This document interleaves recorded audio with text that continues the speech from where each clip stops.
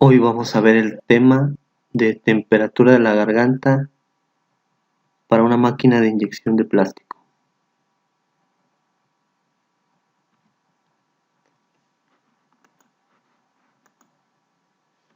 El temario va a ser secciones de lucillo y la importancia de la zona de alimentación. Y un tema práctico, qué temperatura setear en la garganta.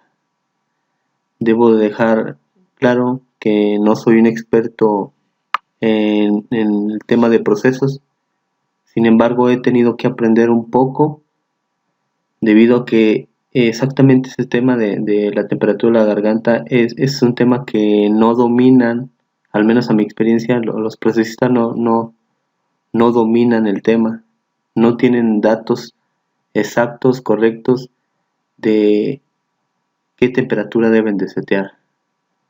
Entonces me enfoco básicamente para la gente que apenas se va enseñando, que se va iniciando en esta parte de la inyección de plástico, y sobre todo para la gente de mantenimiento, para que tenga una base, un respaldo para resolver problemas. Entonces vamos a ver lo que son las tres secciones del lucillo. La primera sería la alimentación, compresión y la dosificación. Y como se observa en esta imagen, ¿sí? Entonces la primera zona es el 50%,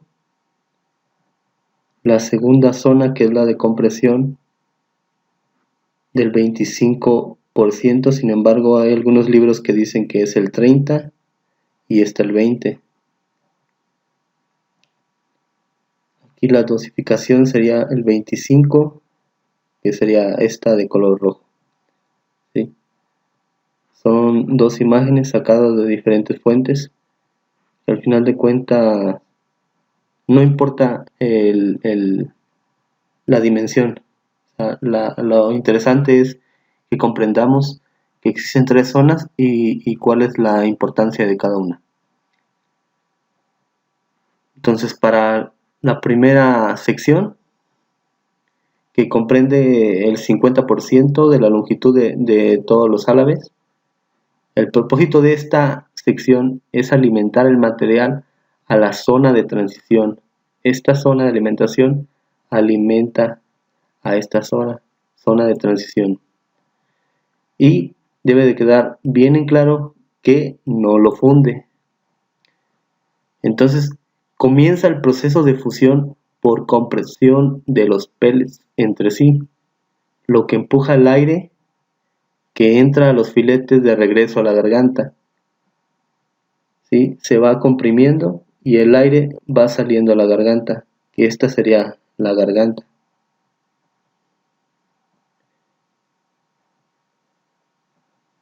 También transfieren cierta cantidad de energía, que es el calor, a los gránulos del material, preparándolos para la zona de transición. Es decir, que aquí van adquiriendo un poco de calor para cuando llega a la transición. Entonces hay dos cosas muy importantes.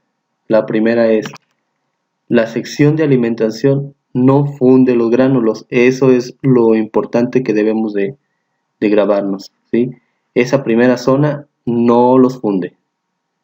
Segundo, el aire que entra con los pellets tiene que ser ventilado fuera de la garganta, ¿sí? Todos los pellets entran con aire, entonces se van comprimiendo y a la vez van saliendo los volátiles. La garganta de alimentación debe estar lo suficientemente caliente para permitir que el aire y los volátiles que salen de la resina alcancen la atmósfera, es decir, que salgan. Si está muy frío, condensará un poco los volátiles dentro del cilindro de plastificación, pero si tiene esta sección del cañón demasiado caliente, puede generar una película entre los filetes y la pared del cañón, que atrapa el aire, que son los volátiles, y evita que se ventilen. Y cuando esto pasa, van a salir ráfagas o burbujas en las piezas. Entonces, como repaso, dejar bien en claro que entonces la primera zona no va a fundir el material, ¿sí? Sí le va a transferir un poco de calentamiento, de calor, pero no lo va a fundir. Entonces, cuando entran los pellets, se van comprimiendo para mandarlo a la transición, pero debe ser la garganta lo suficientemente caliente para que se alcancen a salir los volátiles. En caso contrario, si está muy caliente la garganta, entonces se puede apelmazar el material y también y por ende no van a salir los volátiles, ¿sí? Y vamos a tener problemas de ráfagas, que es lo más común en esta parte de la inyección. Pero si está muy fría la garganta, entonces vamos a condensar todos esos volátiles. Entonces son dos temas interesantes de qué pasaría si está muy frío o si está muy caliente.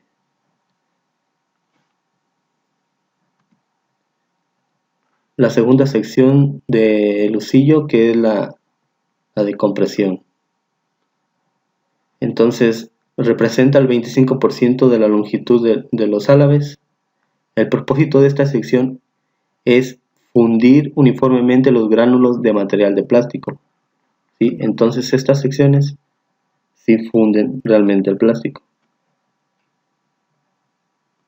En esta sección, el diámetro interior del lucillo se expande disminuyendo hacia el diámetro interior del lucillo de la zona de dosificación. De este modo, la profundidad del filete disminuye, comprimiendo el plástico contra la pared del barril bajo una presión significativa, que en combinación con la fricción de los pellets contra la pared del barril, mecánicamente lleva suficiente energía a los gránulos de material plástico para fundirlos. Generalmente el 70 al 90% de la energía necesaria para fundir el material viene de la combinación de esta compresión, fricción y rotación del lucillo. Los filetes de lucillo se llevan la película de fusión en la pared del cilindro y la empujan hacia adelante hasta la sección final del lucillo. Entonces, como se observa, ¿sí? Aquí el lucillo tiene una sola dimensión, los álabes tienen la misma dimensión, ¿sí? Que es donde se alimentan. Entonces entra a la zona de compresión y observan cómo va cambiando de tamaño, ¿sí? Entonces, como dice el texto, lo que es la compresión, la fricción y la rotación del lucillo van haciendo que aquí se vaya fundiendo el material.